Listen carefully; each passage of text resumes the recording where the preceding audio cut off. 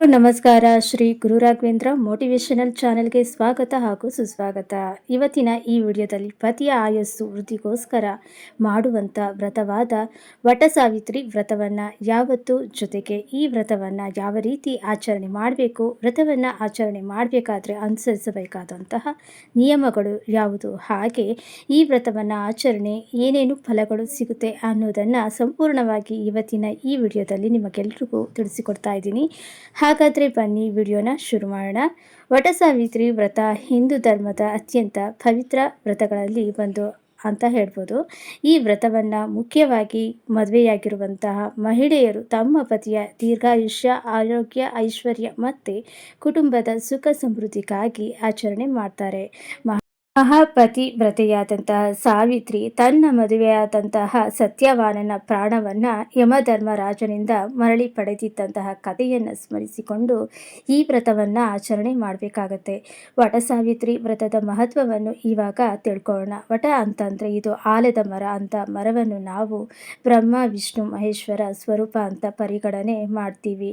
ಈ ಒಂದು ಆಲದ ಮರದಲ್ಲಿ ಬೇರಿನಲ್ಲಿ ಬ್ರಹ್ಮದೇವರು ನೆಲೆಸಿದರೆ ಕಾಂಡದಲ್ಲಿ ವಿಷ್ಣು ದೇವರು ನೆಲೆಸಿರುತ್ತಾರೆ. ಹಾಗೆ ಶಾಖೆಗಳಲ್ಲಿ ಶಿವ ನೆಲೆಸಿದ್ದಾನೆ ಅಂತ ನಂಬಿಕೆ ಇದೆ. ಹಾಗಾಗಿ ಈ ವಟ ಸಾವಿತ್ರಿ ವ್ರತದ ದಿವಸ ನಾವು ಆ ಮರದ ಪೂಜೆ ಮಾಡೋದ್ರಿಂದ ತ್ರಿಮೂರ್ತಿಗಳ ಆಶೀರ್ವಾದ ನಮಗೆ ದೊರಕುತ್ತೆ ಅಂತಾನೂ ಕೂಡ ಹೇಳಲಾಗುತ್ತೆ. ಈ ವ್ರತಕ್ಕೆ ಇಷ್ಟೊಂದು ಮಹತ್ವ ಬರೋದಕ್ಕೆ ಇದರ ಹಿಂದೆ ಇರುವಂತಹ ಪೌರಾಣಿಕ ಕಥೆ ಕೂಡ ಕಾರಣ. ಪುರಾಣಗಳ ಪ್ರಕಾರ ರಾಜ ಅಶ್ವಪತಿಯ ಮಗಳಾದಂತಹ ಸಾವಿತ್ರಿ ಅತ್ಯಂತ ಪತಿವ್ರತೆ ಆಗಿದ್ದು ಆಕೆ ಸತ್ಯವಂತ ಅಥವಾ ಸತ್ಯವಾನ್ ಎಂಬ ರಾಜನನ್ನು ಮದುವೆ ಆಗ್ತಾಳೆ. ಇನ್ನು ಮದುವೆಗೂ ಮುಂಚೆನೇ ಮಹರ್ಷಿ ನಾರದರು ಸತ್ಯವಾನನ ಮದುವೆಯಾದಂತಹ 1 ವರ್ಷದೊಳಗಡೆನೆ ಸತ್ಯವಾನ್ ಮರಣ ಹೊಂದುತ್ತಾರೆ ಅಂತ ತಿಳಿಸಿರುತ್ತಾರೆ. ಆದರೂ ಕೂಡ ಸಾವಿತ್ರಿ ತನ್ನ ನಿರ್ಧಾರವನ್ನು ಬದಲಾಯಿಸೋದಿಲ್ಲ. ಆಕೆ ಸತ್ಯವಾನನ ಮದುವೆ ಆಗ್ತಾಳೆ. ಇನ್ನು ಮೊದಲೇ ಸಾವಿತ್ರಿಗೆ ಸತ್ಯವಾನನ ಮರಣದ ದಿನ ಗೊತ್ತಿದ್ದರಿಂದ ಸಾವಿತ್ರಿ ಆವತ್ತಿನ ದಿವಸ ಉಪವಾಸವನ್ನು ಇದ್ದು ತನ್ನ ಪತಿಯೊಂದಿಗೆ ಕಾಡಿಗೆ ಹೋಗ್ತಾಳೆ. ಈ ರೀತಿ ಕಾಡಿಗೆ ಹೋದಂತಹ ಸಂದರ್ಭದಲ್ಲಿ ಒಂದು ಆಲದ ಮರದ ಕೆಳಗಡೆ ಸತ್ಯವಾನ ತನ್ನ ಪ್ರಾಣವನ್ನು ಬಿಡ್ತಾನೆ. ಅದಾದ ನಂತರ ಯಮಧರ್ಮ ರಾಜ ಸತ್ಯವಾನನ ಆತ್ಮವನ್ನು ತೆಗೆದುಕೊಂಡು ಹೋಗಬೇಕು ಅಂತ ಸಾವಿತ್ರಿಯ ಬಳಿ ಬಂದಾಗ ಸಾವಿತ್ರಿ ತನ್ನ ಪತಿಯ ಜೊತೆ ತಾನು ಕೂಡ ಬರೋದಾಗಿ ಯಮಧರ್ಮರಾಜನಿಗೆ ಹೇಳ್ತಾಳೆ. ಆಕೆ ತನ್ನ ಬುದ್ಧಿವಂತಿಕೆ, ಭಕ್ತಿ ಮತ್ತು ಪತಿವ್ರತೆ ಧರ್ಮದಿಂದ ಯಮನನ್ನು ಮೆಚ್ಚಿಸುತ್ತಾಳೆ. ಹಾಗೆ ಯಮನು ಅವಳಿಗೆ ಹಲವಾರು ವರಗಳನ್ನು ನೀಡ್ತಾನೆ. ಕೊನೆಗೆ ಸಾವಿತ್ರಿ ತನ್ನ ಪತಿಯ ಜೀವದಾನವನ್ನು ಕೇಳಿಕೊಳ್ಳುತ್ತಾಳೆ. ಯಮಧರ್ಮರಾಜ ಅವಳ ಭಕ್ತಿಗೆ ಮೆಚ್ಚಿ ಸತ್ಯವಾನನ ಪ್ರಾಣವನ್ನು ಮರಳಿ ಕೊಡುತ್ತಾನೆ. ಅವತ್ತಿನಿಂದ ಈ ವ್ರತ ಅಖಂಡ ಸೌಭಾಗ್ಯಗಳಾದ ವ್ರತವೆಂದು ಪ್ರಸಿದ್ಧಿಯಾಗುತ್ತೆ. ಹಾಗಾಗಿ ಪ್ರತಿ ವರ್ಷ ಬರುವಂಥ ಜ್ಯೇಷ್ಠ ಹುಣ್ಣಿಮೆ ದಿವಸ ವ್ರತವನ್ನು ಆಚರಣೆ ಮಾಡಲಾಗುತ್ತೆ. ಇನ್ನು ಈ ವರ್ಷ ಅಂದರೆ 2026ನೇ ಇಸ್ವಿಯಲ್ಲಿ ವಟ ಸಾವಿತ್ರಿ ವ್ರತ ಜೂನ್ 29ನೇ ತಾರೀಕು ಸೋಮವಾರದ ದಿವಸ ಬಂದಿದೆ. ಆವತ್ತಿನ ದಿವಸ ಜ್ಯೇಷ್ಠ ಪೌರ್ಣಮಿ ಅಥವಾ ಜ್ಯೇಷ್ಠ ಹುಣ್ಣಿಮೆ ಕೂಡ ಆಗಿರೋದ್ರಿಂದ ಹುಣ್ಣಿಮೆ ತಿಥಿ ಯಾವಾಗ ಆರಂಭವಾಗಿ ಯಾವಾಗ ಅಂತ್ಯಗೊಳ್ಳುತ್ತೆ ಅಂತ ಕೂಡ ತಿಳ್ಕೊಳ್ಬೇಕಾಗತ್ತೆ. ಹುಣ್ಣಿಮೆ ತಿಥಿ ಆರಂಭವಾಗುವಂಥದ್ದು ಜೂನ್ 29ನೇ ತಾರೀಕು ಬೆಳಗಿನ ಜಾವ 3:06 ಆರಂಭವಾಗಿ ಜೂನ್ 30ನೇ ತಾರೀಕು ಮಂಗಳವಾರದ ದಿವಸ ಬೆಳಗಿನ ಜಾವ 5:26 ಹುಣ್ಣಿಮೆ ತಿಥಿ ಅಂತ್ಯವಾಗುತ್ತೆ. ಸಂಪೂರ್ಣವಾಗಿ ಹುಣ್ಣಿಮೆ ತಿಥಿ ಜೂನ್ 29ನೇ ತಾರೀಕು ಇರೋದ್ರಿಂದ ನಾವು ವಟ ಸಾವಿತ್ರಿ ವ್ರತವನ್ನು ಕೂಡ ಆವತ್ತಿನ ದಿವಸನೇ ಆಚರಣೆ ಮಾಡಬೇಕಾಗುತ್ತೆ. ಇನ್ನು ಯಾವ ರೀತಿ ಆಚರಣೆ ಮಾಡಬೇಕು ಅಂತ ಇವಾಗ ತಿಳಿಸಿಕೊಡ್ತೀನಿ, ಬನ್ನಿ ನೋಡಿಕೊಂಡು ಬರೋಣ. ಮೊದಲಿಗೆ ಈ ವ್ರತ ಮಾಡೋದಕ್ಕೆ ಬೇಕಾಗುವಂಥ ಪೂಜಾ ಸಾಮಗ್ರಿಗಳನ್ನ ತಿಳ್ಕೊಳ್ಳೋಣ. ಅರಿಶಿಣ, ಕುಂಕುಮ, ಹೂಗಳು, ಅಕ್ಷತೆ, ದೀಪ ಮತ್ತು ಎಣ್ಣೆ, ಹಣ್ಣುಗಳು, ತೆಂಗಿನಕಾಯಿ ದಾರ ಅಂದರೆ ಹತ್ತಿಯ ದಾರ, ಬಾಳೆಹಣ್ಣು, ಇದಿಷ್ಟು ಕೂಡ ಬೇಕಾಗುತ್ತೆ. ನಾವು ಆಲದ ಮರದ ಸುತ್ತೋದಕ್ಕೆ ಹಾಗೆ ಪಂಚಾಮೃತ, ಬಾಳೆಹಣ್ಣು, ವೀಳ್ಯದೆಲೆ, ಅಡಿಕೆ ಇಷ್ಟು ಪೂಜಾ ಸಾಮಗ್ರಿಗಳು ಮುಖ್ಯವಾಗಿ ಆಲದ ಮರದ ಪೂಜೆಗೆ ಬೇಕಾಗುತ್ತೆ. ಇನ್ನು ಈ ವ್ರತವನ್ನು ಮಾಡುವವರು ಬೆಳಗ್ಗೆ ಬ್ರಾಹ್ಮಿ ಮುಹೂರ್ತದಲ್ಲಿ ಎದ್ದು ಸ್ನಾನ ಮಾಡಿ ಮನೆಯನ್ನೆಲ್ಲ ಕ್ಲೀನ್ ಮಾಡಿಕೊಂಡು ಅಂದರೆ ಸ್ವಚ್ಛ ಮಾಡ್ಕೊಳ್ಳಿ, ಶುಭ್ರವಾಗಿರುವಂಥ ಒಗೆದಿರುವಂಥ ವಸ್ತ್ರವನ್ನು ಧರಿಸಿರಬೇಕು. ಆ ನಂತರ ಶುಭ್ರವಾಗಿರುವಂಥ ವಸ್ತ್ರವನ್ನು ಧರಿಸಿರಬೇಕು.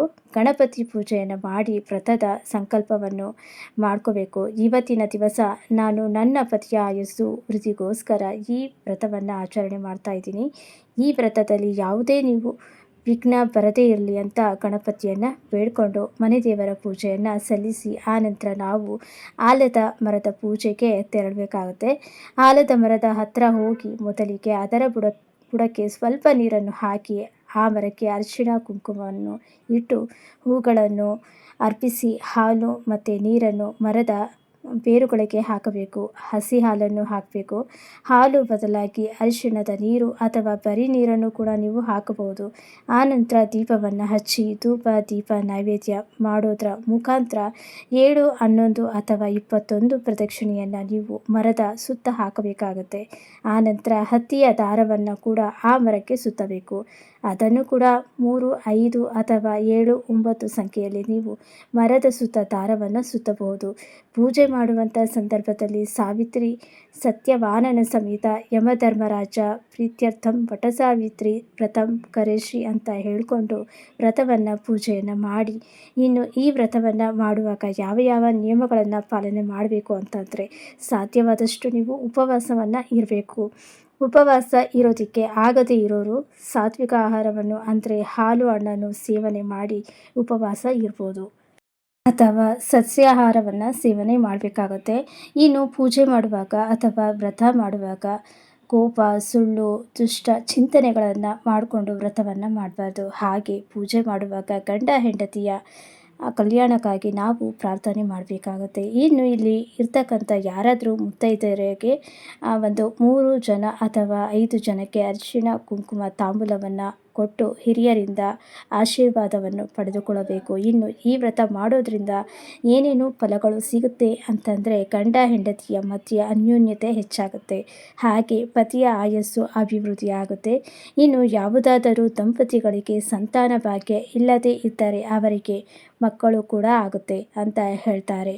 ಈ ವ್ರತವನ್ನು ಆಚರಣೆ ಮಾಡೋದ್ರಿಂದ ಇನ್ನು ಇಷ್ಟೊಂದು ಮಹತ್ವವಿರುವ ಈ ವಟ ಸಾವಿತ್ರಿ ವ್ರತ ಕೇವಲ ಪತಿಯ ದೀರ್ಘಾಯುಷ್ಯಕ್ಕಾಗಿ ಮಾಡುವಂಥ ವ್ರತ ಮಾತ್ರನೇ ಅಲ್ಲ, ಇದು ಭಕ್ತಿ, ನಿಷ್ಠೆ, ಧೈರ್ಯ, ತ್ಯಾಗ ಮತ್ತು ಕುಟುಂಬದ ಮೇಲಿನ ಪ್ರೀತಿಯ ಸಂಕೇತವಾಗಿದೆ. ಸಾವಿತ್ರಿಯ ದೃಢ ಸಂಕಲ್ಪ ಮತ್ತು ಪತಿವ್ರತ ಧರ್ಮವು ಜೀವನದಲ್ಲಿ ಯಾವುದೇ ಸಂಕಷ್ಟವನ್ನು ಜಯಿಸಬಹುದು ಅಂತ ಸಂದೇಶವನ್ನು ನೀಡುತ್ತೆ. ಇನ್ನು ಸಾವಿತ್ರಿಯಂತಹ ಭಕ್ತಿ, ಸತ್ಯವಾನನ ಧರ್ಮನಿಷ್ಠೆ ಮತ್ತು ಆಲದ ಮರದಂತಹ ಸ್ಥಿರತೆ ನಮ್ಮ ಜೀವನದಲ್ಲಿ ಇರಲಿ ಅನ್ನೋದು ಈ ವ್ರತದ ಉದ್ದೇಶ. ನೋಡಿದ್ರಲ್ಲ ಸ್ನೇಹಿತರೆ, ಇವತ್ತಿನ ಈ ವಿಡಿಯೋದಲ್ಲಿ ವಟ ಸಾವಿತ್ರಿ ವ್ರತವನ್ನು ಯಾವ ರೀತಿ ಆಚರಣೆ ಮಾಡಬೇಕು, ಯಾವ ನಿಯಮಗಳನ್ನು ಪಾಲನೆ ಮಾಡಬೇಕು, ಈ ವ್ರತ ಮಾಡೋದ್ರಿಂದ ಏನೇನು ಪ್ರಯೋಜನಗಳಿವೆ, ಹಾಗೆ ಯಾವ ದಿನ ಮಾಡಬೇಕು ಅನ್ನೋದನ್ನು ಕೂಡ ನಾನು ತಿಳಿಸ್ಕೊಟ್ಟಿದ್ದೀನಿ. ಇವತ್ತಿನ ಈ ವಿಡಿಯೋ ನಿಮ್ಮ ಎಲ್ಲರಿಗೂ ಇಷ್ಟ ಆಗಿದೆ, ಉಪಯೋಗ ಆಗಿದೆ ಅಂತ ಭಾವಿಸ್ತೀನಿ. ಮತ್ತು ಮುಂದಿನ ಪೂಜಾ ವಿಡಿಯೋದೊಂದಿಗೆ ಮತ್ತೆ ಬರ್ತೀನಿ. ಧನ್ಯವಾದಗಳು.